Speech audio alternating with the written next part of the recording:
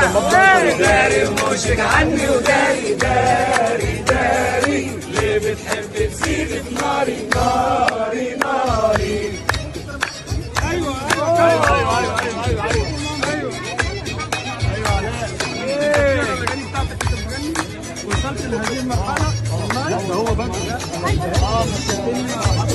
عملنا في البيت يا احلى ما في الصوم بحبك باستمرار بحبك طول العمر يا احلى ما في البيت يا اجمل ما في الصوم.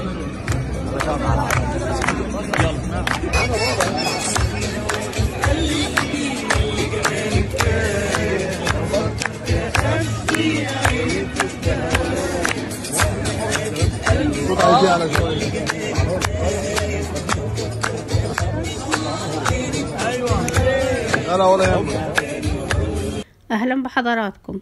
انتشر خبر محزن بين رواد مواقع التواصل الاجتماعي وهو خبر وفاة المطرب الكبير علاء عبد الخالق. وأعلن الفنان حسام حسني وفاة المطرب الكبير علاء عبد الخالق عبر حسابه، وكان آخر ظهور للفنان الراحل في عقد قران ابنته وظهر عليه علامات التقدم في العمر. الفنان علاء عبد الخالق درس الموسيقى في معهد الموسيقى العربية، بدأ حياته الفنية في فرقة الأصدقاء مع زملاء الدراسة منى عبد الغني والمطربة حنان، وذلك بمشاركتهم للموسيقار عمار الشريعي، وأطلقوا عليها فرقة الأصدقاء في عام 1980.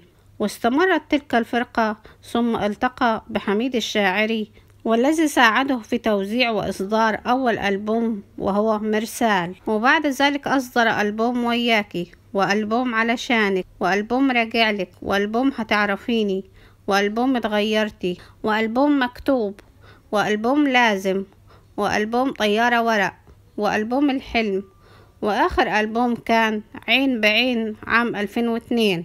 وفي النهاية بنقول للفنان علاء عبد الخالق الله يرحمه ويصبر كل أهله ومحبيه. ياريت تعملوا لايك للفيديو وتشتركوا في القناة عشان يوصلكم كل جديد.